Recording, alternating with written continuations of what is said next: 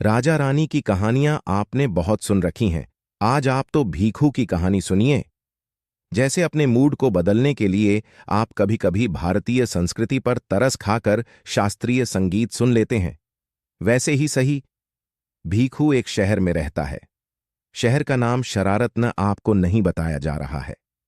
वह यहां बिन बुलाया मेहमान था। भीखू शहर को बर्दाश्त कर रहा था, या शहर भीखू को यह बता पाना जरा मुश्किल है। भीखू इस देश का होकर भी इस देश का नहीं है, क्योंकि उसके पास वोटर कार्ड नहीं है। इस वक्त शहर के एक अति व्यस्त बाजार की एक सड़क फिलहाल फौरी तौर पर उसका ठिकाना बनी हुई है। सड़क का नाम इरादतन आपको नहीं बताया जा रहा है। तो भीखू की कहानी शुरू होती है अब। भीखू अगर अपनी वाली पर आ जाए तो क्या नहीं कर सकता। यह कोरी डींग नहीं साहब, अभी पिछले दिनों की बात है। भीखू ने बहुत ही नाटकीयता से पुलिस वाले की जेब से पैसे निकलवा ही लिए। सहसा घटित हुए विश्व के इस 8वें आश्चर्य पर उसके संगी साथियों की आंखें फटी की फटी रह गईं। इस घटना से भले ही अघोषित रूप से ही सही, मगर भीखू की हैसियत अपने बिरादरी वालों में राजा की सी हो गई। वैसे वह है भी अपने मन का राजा। अपने मन की सुनता है, अपने मन की करता है। मन हुआ तो आज का धंधा किया, नहीं तो आराम तलबी से सौदा कर दिन को खूंटी पर टांग पांव पसार सो गया। मन आया तो पहर दोपहर मांगा, नहीं तो लगा अखबार बांचने, पुराना ही सही। ऐसे ही एक दिन भीखू को अखबार बांचते एक राहगीर ने देखा, तो ऐसे भड़का गो कि जिले के कप्तान को दौरे पर थानेदार साहब सोते हुए मिल गए हों। वह बड़बड़ाया, अगर पढ़े लिखे हो तो कोई काम करो। राहगीर की धमकी रूपी यह नसीहत भीखू के सिर के ऊपर से निकल गई, क्योंकि भीखू को उसकी बातें भरी दोपहरिया में किसी चलती हुई गाड़ी की जलती हुई हेडलाइट सरीखी नितांत बेतुकी लगी। मगर राहगीर की इसी एक बात को थोड़ी बहुत रद्दोबदल के साथ बार बार दोहराने पर भीखू को आखिरकार बोलना ही पड़ा। वह जो बोला उसे सुन राहगीर ने फिर उस राह से कभी न गुजरने की कसम खाई। भीखू ने उससे कहा था, कुछ मालूम है आपको इस समय देश में बेरोजगारी दर कितनी है? उसी का मैं भी एक हिस्सा हूं। मुझे उसमें से अलग क्यों करते हो भाई? बेरोजगारों में मेरी भी गिनती करो ना। भीखू को मात्र भिखारी कहना उसके साथ अन्याय होगा। भीखू को एक शाही भिखारी कहना ही उचित जान पड़ता है। भिखारी के आगे शाही। आप इसे जनता के साथ दी जाने वाली जनार्दन की विरुद्धावली जैसा कोई कर्मकांडी उपक्रम न समझें, न ही तो भीखू के साथ किया गया कोई निष्ठुर प्रहसन ही, बल्कि इस शाही शब्द के सहारे उसकी शख्सियत को सामने लाने की एक ईमानदार कोशिश की गई है। क्योंकि उसके मांगने में गिड़गिड़ाने का भाव न होता, न ही तो मांगते वक्त वह कहीं से याचक ही लगता। इस बाबत उसके कुछ संगी साथियों का मत है, थोड़ा बहुत पढ़ा लिखा होने के कारण ससुरे में अकड़ आ गई है। वह कक्षा 8 तक पढ़ा है या कक्षा 10 तक, इसको लेकर उनके बीच संशय था। नक्कू तो खुलेआम कहता फिरता है, पढ़ने के कारण आदमी का दिमाग फिर जाता है, फिर वह अपनी माटी की ही मिट्टी पलीद करता है। नक्कू उसका चिर प्रतिद्वंद्वी है। न चाहते हुए भी नक्कू को भीखू का मुंह रोज ही देखना पड़ता है, क्योंकि दोनों एक ही सड़क पर एक दूसरे के आमने सामने ही बैठे हैं। आसपास के सारे भिखारियों में नक्कू की आय सबसे ज्यादा है, क्योंकि वह तरह तरह के स्वांग कर लेता है। भीख मांगते वक्त कभी उसकी मां मरती तो कभी बाप, कभी उसका हाथ टूटा होता तो कभी टांग, कभी उसका बेटा बीमार होता तो कभी बीवी। अपने साथियों की बस एक फरमाइश पर वह अपने आंखों से गंगा जमुना की धार निकाल देता। उसका यह हुनर उसके साथियों के मनोरंजन का सबब था। रात को नक्कू जब ठेक से लौट कर आता तो बहुत कोहराम मचता। आसमान की ओर देख जोर जोर से चिल्लाते हुए कहता, देख देख, तू ही नहीं लीला रचता है, मैं भी रचता हूं, मगर तू भगवान और मैं भिखारी। फिर फूट फूट रोता, मगर जब बात आती है साख की तो नक्कू भीखू से कोसों दूर ठहरता। इस कारण से भी नक्कू भीखू पर ताने मारने का कोई मौका न चूकता। भीखू को ताने खिलाने का एक वजह और थी, वह थी भीखू की कठकाठी, दोहरे बदन का भीखू, देखने में सुदर्शन, बड़ी बड़ी आंखें किसी बैल की तरह, आवाज में खनक, सांड जैसी ठसक। नूरा, कालू, मुन्ना जैसे कई दूसरे भिखारी भीखू के पीठ पीछे दबी जुबान में कहते भी थे कि अगर इसको धो पोंछ कर खड़ा कर दिया जाए तो बिल्कुल राजकुमार लगेगा। मगर भीखू इन सब बातों से बेपरवाह अपनी ही दुनिया में खोया रहता। भीखू के इस बेलोस अंदाज से नक्कू जैसे कुछ दूसरे भिखारी को बहुत ईर्ष्या होती। आखिर अभाव में कोई ऐसे कैसे बेफिक्री से रह सकता है। मगर इसी रहन अंदाज के चलते भीखू वहीं कुछ दूसरे भिखारी साथियों का आदर्श भी बन बैठा था। भीखू उनके मरे हुए स्वाभिमान का प्रतीक था। अपने मुश्किल घड़ी में वह भीखू का याद कर अपना मनोबल बढ़ाते। मगर भीखू की अपनी इस आदत पर उसे अक्सर लोगों के तीखे और व्यंग्य बुझी बातों के तीर भी झेलने पड़ते, जो उसे भीख न मिलने की क्षतिपूर्ति के रूप में मिला करते। मगर मजाल है भीखू ने कभी अपनी टेक छोड़ी हो। वह आज की राजनीति में आई हुई निर्लज्जता की तरह अटल अडिग रहता। रत्ती भर भी जो डिगा वो भीखू नहीं, अपनी इस हेकड़ी को, जी हां, उसके मांगने की इस अदा को कुछ लोग हेकड़ी कहते हैं। वह अपनी प्रकृति, अपनी माटी बताता है। जब किसी ने भीखू की इस हेकड़ी पर ऐतराज जताता तो भिखू उसे लंबा चौड़ा लेक्चर पिला देता। लेक्चर कुछ यूं होता, अरे साहब, हर कोई किसी न किसी से मांगता ही है, फिर मांगने में शर्म कैसी? सब अपने अपने भगवान से मांगते हैं, मैं भगवान के बनाए बंदों से मांगता हूं। मालूम है भगवान मुझे मोटर बंगला देने से रहा आए। जब ये सब देगा नहीं तब 1-2 रुपया के लिए इतने बड़े भगवान को क्या तंग करना? क्या साहब, सरकार विकास के नाम पर मांगे तो अनुदान, व्यापारी व्यापार बढ़ाने के नाम पर मांगे तो लोन, पंडित पंडा मंदिर बनवाने के नाम पर मांगे तो दान, कमेटियां त्योहार के नाम पर मांगे तो चंदा, नेता प्रजातंत्र के नाम पर मांगे तो वोट, लड़के का बाप शादी के नाम पर मांगे तो दहेज, सरकारी साहब काम करने के नाम पर मांगे तो घूस, और जब भीखू जैसा कोई गरीब मांगे तो आखफू। पेशा और पोशाक बदल जाने से हमारे साथ इतना बड़ा अन्याय। हम भी तो आपके चिल्लरों के बदले आपको दुआएं देते हैं सरकार। जब अपने यहाँ आया हुआ कोई विदेशी मेहमान खूब सारा रुपया देता है तो आप सब तालियां पीटते हो। जब हम आपसे अपनी मदद की गुहार लगाते हैं तो भिखारी कहकर लानत भेजते हो। क्या साहब, मांगतों के देश के एक गरीब मजबूर की मन्नत जल्दी से पूरी करो ना। लेक्चर काफी लंबा होता, इसलिए सब का सब यहाँ नहीं दिया जा सकता। उसका लेक्चर सुन कुछ राहगीर अपने अपशब्दों की बौछार से उसे भीगते हुए आगे बढ़ जाते तो कुछ अपना पिन छुड़ाने के लिए उसकी तरफ चिल्लर उछाल देते। मगर अधिकतर राहगीर थोड़ी देर वहीं रुककर उसके लेक्चर का मजा उसी तरह से लेते जैसे रतिक्रिया के परिणामस्वरूप कुत्ते कुतिया के एक दूसरे से आबद होने पर गली मोहल्ले के लौंडे लेते हैं। भीखू जहां बैठा करता वह इलाका काफी चर्चित हो गया था। आसपास के दूसरे इलाकों में भी भीखू की चर्चा होने लगी, न सिर्फ भिखारियों के बीच बल्कि संभ्रांत लोगों के बीच भी। लेकिन भीखू की इस ख्याति की वजह से आसपास के रहवासी खुश नहीं थे।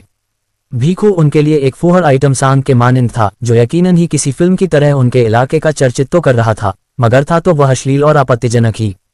कई बार तो भीखू के मुंह से निकले एक आध अंग्रेजी के शब्द उनके जले पर नमक छिड़कने का काम करते। इसका नतीजा यह निकला कि भले ही अस्फुट ही सही, मगर भीखू के विरोध के स्वर उसके इलाके में उठने लगे। वह कहते भी है कि जो चीज आपकी विशेषता होती है वही चीज कमजोरी भी बन सकती है। जो जहर सांप की रक्षा करता है उस जहर के लिए सांप को मारा भी जाता है। भीखू की हेकड़ी, प्रकृति या आदत जो भी कहें, उस पर भारी पड़ने लगी। भीखू का अधिकारपूर्वक मांगना धीरे धीरे लोगों को अखरने लगा। इलाके के लोगों का मानना था कि वह अधिकारपूर्वक कैसे मांग सकता है। क्या वह कोई राजनेता का वारिस है या मंदी की मार खाई हुई मल्टीनेशनल कंपनी कोई? कुछ टाई पहने हुए बाबू लोग हंसकर व्यंग्य किया करते थे कि जनाब भीख नहीं बेल आउट पैकेज मांगते हैं। जो भी हो, कुल मिलाकर भीखू की आमदनी, जिसे भीखू मेहनताना कहता, बहुत कम हो गई। इतना ही नहीं, जब कोई अनजान राहगीर रुककर अगर भीखू को कुछ पैसे देता तो आसपास के दुकानदार हो हल्ला मचाकर उसे ऐसा करने से मना कर देते। देश की राजनीति में साधारण कार्यकर्ता से नेता बनने के स्वस्थ सुलभ अवसर की तरह से धीरे धीरे भीखू की आय कम से कमतर होती चली गई। नतीजतन भीखू के दिन उपवास के सहारे दिन गुजरते लगे। तदुपरांत भीखू को कुछ दूसरे भिखारियों से मुफ्त में सुझाव मिलने लगे, जैसे वह अपना स्वभाव बदल ले, मांगने की अदा बदल ले, गरीबी और अकड़ दोनों साथ नहीं चल सकती, नाज और नखरे तो अमीरों को ही शोभा देते हैं, वगैरह। मगर बेपरवाह भीखू उनकी बातों पर कान न धराता। वह जानता था उन सब की बातों में कितना दूध है और कितना पानी है। जब कोई उसका साथी भिखारी उसे फिरीफिंड में सलाह देता तो भीखू के ये बोल फूटते, सब स्याले किसी घुटे नेता की तरह ही विदेश से काले धन को लाने की बात करते हैं। भीखू का ये वाक्य उसके हृदय से निकलता तो जरूर था, मगर मुख से बाहर न आता था। वह नहीं चाहता उसके कारण उसके साथियों का दिल दुखे। पहले पहल तो अपने साथियों द्वारा उसे खूब सुझाव मिले, मगर हाल के दिनों में धीरे धीरे सुझाव की जगह उसे तिरस्कार मिलने लगा। इसकी एक वजह तो ये थी कि भीखू द्वारा उनके किसी भी सुझाव पर अमल न करने से वे सब अपने को उपेक्षित समझने लगे। इसकी दूसरी वजह यह थी कि उनके इलाके में इन दिनों कुछ नए भिखारी भी आ जमे थे, लिहाज उनके बीच प्रतिस्पर्धा और कड़ी हो चली थी। ऐसी गलाकाट प्रतियोगिता में भीखू का बाहर होना उनके जमने की संभावना को बल देता था। भीखू तेजी से कमजोर होने लगा, क्योंकि वह अक्सर ही भूखा रहने लगा। इस बात पर उसके संगी साथी खुश होने लगे, मगर इसके साथ ही वे उसकी बिगड़ती हालत पर अफसोस भी जताते। उनकी खुशी भी सच्ची थी और अफसोस भी। अभाव के पहाड़ को काटते काटते कब ये सब खुद भी पत्थर के हो चले थे, इन्हें स्वयं ही पता नहीं था। लेकिन वह पत्थर जिसके नीचे संभावनाओं से भरी हुई मासूम कोमल डूब उगी रहती है। जैसे पेट्रोल के बड़े दाम अपने साथ कई चीजों के दाम भी बढ़वा देता है, वैसे ही कमजोरी अपने साथ भीखू के शरीर में कई बीमारियां भी लाए। उसकी हालत पर तरस खाकर एक दिन उसका चिर प्रतिद्वंद्वी नक्कू वहीं सड़क की दूसरी तरह से ऊंची आवाज से बोला, तू भी लोगों की आंखों में धूल झोंक, क्योंकि धूल झांकने वाला इस देश में कभी भी धूल नहीं फांकता। ये सुनकर भीखू मुस्कुराया तो जरूर, मगर उसने उसकी सलाह को अपने शरीर पर बैठती मक्खी की तरह उड़ा दिया। भीखू अपनी ही माटी का बना था, मगर अब माटी झरने लगी थी। बाजार में खरीदार बढ़ने के बावजूद उसकी घटती आमदनी में कोई परिवर्तन नहीं आया। बाजार की रौनक के बीच वह गृह उद्योग की तरह पस्त पड़ा था। इधर नई नई इमारतें बन रही थी तो उसके आसपास नए नए अपरिचित भिखारियों की नई खेप भी आ रही थी। देखते ही देखते उसके कितना कुछ बदल गया था।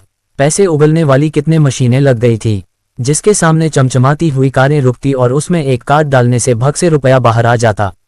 इस दृश्य को देखकर सारे भिखारी हतप्रभ रह जाते, मगर भीखू सोच में पड़ जाता। वह सोचता कि इनके पास इतने पैसे हैं तो फिर इन्हें इतने पैसे क्यों चाहिए। वह कल्पना करता कि पैसे उगलने वाली मशीन के बगल में एक रोटी उगलने वाली भी मशीन भी लगी हुई है, जिसमें एक भूखा अपनी जुबान घुसेड़कर निकला लेता है, फिर उसमें से लपल रोटियां बाहर आ रही है। ये गलत सलत मशीनें कौन बनवा रहा है, वह बोला, मगर गाड़ियों की चिल्पों में उसे कोई सुन न सका। उसने महसूस किया कि इधर नए नए माल और अंग्रेजी शराबों की कितनी दुकानें खुलती जा रही है। वह सारा दिन उन मजदूरों को देखता रहता जो यहाँ काम करने के लिए किसी दूसरे प्रदेश से आए हुए थे। वे ईंटों से बने उनके अस्थायी घरों को देखता तो दूसरी तरफ आसमान को चूमती हुई इमारतों को। जब रोशनी बढ़ रही है तो दिनों दिन रात और स्याह क्यों होती जा रही। भीखू हाल के दिनों में आए इस परिवर्तन को समझने की कोशिश करता, मगर उसकी समझ में कुछ न आता। बरसों हो गए इस जगह बैठते हुए। पहले उन्हें कोई नहीं भागता था, मगर अब समय समय पर किसी दस्ते द्वारा उन्हें खदेड़ा जाता है। अब अगर कोई भीख देता है तो इन सब की तरह देखता तक नहीं, जबकि पहले ऐसा नहीं था। भीख मिले या न मिले मगर कोई न कोई संवाद जरूर होता था, भले ही वह प्रवचन के रूप में हो या डांट फटकार के रूप में। मगर अब भीख देने वाले उनकी तरफ नजरें भी उठाकर नहीं देखते। फिर उसे सहसा याद आया कि अरे पेड़ कितने कट गए हैं। उसने इधर उधर अपनी नजरें घुमाई, स्मृतियों में गिनने लगा, 1, 2। यकायक उसे लगा कि वह यहाँ पर अजनबी है।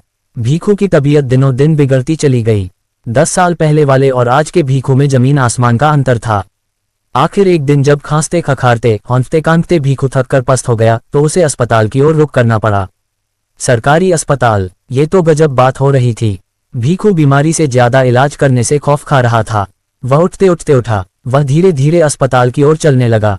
इस समय अगर सरकारी योजना उसकी चलने की रफ्तार देख ले तो उसे भी अपने ऊपर घमंड हो जाए। पहुंचते पहुंचते आखिर अस्पताल पहुंच ही गया। अस्पताल में घुसते ही उसके आंखों के सामने अंधेरा छा गया, क्योंकि वहां के अफरा तफरी वाले दृश्य ने उसके भयावह भूतकाल को सशरीर उसके सामने लाकर खड़ा कर दिया था। उसे लगा कि जैसे बाढ़ आई हुई हो और हेलीकॉप्टर से आलू पूरी का पैकेट गिराया जा रहा हो, जिसे पाने के लिए सब आसमान की ओर हाथ बढ़ाए एक दूसरे को धकियाते हुए भाग रहे हो। यह मनहूस बाढ़ ही तो थी जिसके जल प्रवाह ने एक झटके से सब कुछ बदल दिया था।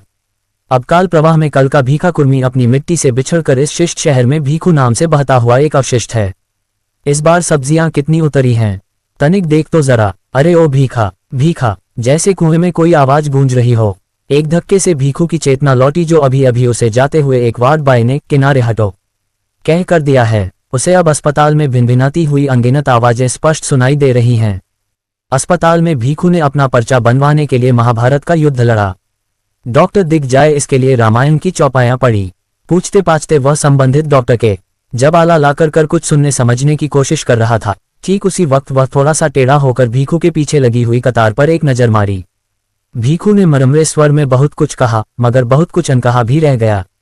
जैसे किसी बड़े अफसर के पास पहुंचे किसी आम शिकायतकर्ता का अपना दुखड़ा सुनाना, मगर बड़े साहब के इकबाल के खौफ के चलते हड़बड़ाहट में अनर्गल प्रलाप करना और असल बात बाकी रह जाना। भीखू यथाशक्ति लगाकर बोल रहा था और डॉक्टर अपना सिर झुकाए पर्चे पर कुछ लिखता जा रहा था। एक पल को भीखू को शंका हुई कि डॉक्टर उसे सुन भी रहा है कि नहीं। लिखते हुए डॉक्टर बोला, कुछ जांचें हैं, बाहर से करवानी पड़ेगी। और भीखू को समझ में नहीं आ रहा था कि जब सब कुछ स्पष्ट दिख रहा है तो उसमें जांच की क्या जरूरत। डॉक्टर ने कागज का पर्चा भीखू की तरफ बढ़ा दिया, जिसे भीखू ने ठीक उसी तरह से देखा जैसे खरीदारी करते वक्त निम्न मध्य वर्गीय आदमी परचून की दुकान पर सामान खरीदते वक्त रेट लिस्ट को देखता है। पर्चा थमाते वक्त डॉक्टर बोला, ये दवाएं ले लेना। दवाएं ले लेना का मतलब भीखू बखूबी जानता था। वह जानता था कि उसे ये दवाएं कहाँ नहीं मिलेंगी। भीखू उठने को हुआ, सहसा डॉक्टर को कुछ याद आया और बोला, पर्चे पर लिखी हुई ऊपर वाली 2 दवाएं खाली पेट मत लेना। ये सुनते ही भीखू का पूरा बदन ढिबरी की लौ की तरह कंपा गया। ये सर्द हवा का तेज झोंका था जो अभी अभी डॉक्टर के मुंह से निकला था। भीखू को लगा कि उसके साथ डॉक्टर ने गंभीर मजाक किया है। वो तेजी से कक्ष के बाहर निकला और दांत पीसते हुए बोला, खाली पेट मत लेना। असल मर्ज समझे बिना ही दवा दे दी मुए डॉक्टरवे ने। मगर इसमें उस डॉक्टरवे का भी क्या दोष। जब ये कहकर उसने खुद को संभालने की बेतरह कोशिश की। उसकी आंखों में नमी साफ देखी जा सकती थी। उसके कदम उसका साथ नहीं दे रहे थे। उसका मन भी उसके शरीर के साथ कदम ताल नहीं कर रहा था। अस्पताल के गेट पर जब वह पहुंचा तो उसने अस्पताल को एक बार नजर भरकर देखा और पर्चे पर आंसुओं की 2 बूंदें टपक पड़ी। अब वह पर्चे को देख रहा था मगर उसमें कुछ स्पष्ट न दिखता था। अक्षर उसे हवा में तैरते दिखे। पर्चे की लिखावट उसे अपने हाथों की लकीरों की तरह कटी पिटी अबूझ लगी। पर्चे का एक टक देखते हुए वह मन ही मन बोला, वे दवाई तू भी इनकी तरह ही निकली, कमीनी। अब उसके सामने सड़क थी। चलती सड़क थी मगर जाती कहाँ थी उसे कुछ याद नहीं आ रहा था। सड़क पर पहुंचते ही उसकी आंखों की नमी सूख चुकी थी। अब उसकी सूखी आंखों में दरारें थी जैसे सूखे के बाद धरती पर पड़ जाया करती है। सड़क पर पहुंचकर वो जोर जोर से हंसने लगा। वह हंसता ही जाता। जब कोई उसकी तरफ कुतूहल से देखता तो भीखू तरह तरह से मुंह बनाकर कहता, न अल्लाह के नाम पर, न ईश्वर के नाम पर, कुछ देना है तो दो मुझे, दवा खाने के नाम पर। इसके बाद भीखू का क्या हुआ लेखक को नहीं मालूम। उसके कुछ साथियों का कहना है कि पगला कर कहीं चला गया है वो। तो वहीं कुछ एक का मत है कि हो न हो वह गांव चला गया होगा। एक अफवाह के अनुसार कल रात उसकी लाश नाले के किनारे पड़ी हुई मिली जिसके दोनों गुर्दे गायब थे। जबकि इस इलाके के रहवासियों में से कुछ मजे लेने के लिए कहते हैं कि आजकल नीति आयोग के दफ्तर के सामने भीख मांग रहा है। पता नहीं सच क्या है। वैसे भी भीखू जैसों की कहानी पूरी कहाँ होती है। इन जैसों का जीवन सरकारी आंकड़ों की तरह होता है जो अपने जन्म लेने के समय से ही लोगों की नजरों में अपनी सार्थकता, अपने अस्तित्व को लेकर एक गहरा प्रश्न चिन्ह देखते हैं। तनिक ठहरिए, अभी अभी नक्कू ने पूरे विश्वास से लेखक को बताया है कि डॉक्टर द्वारा निर्देशित जांच करवाने के लिए भीखू खून बेचने किसी दलाल के साथ कहीं गया हुआ है।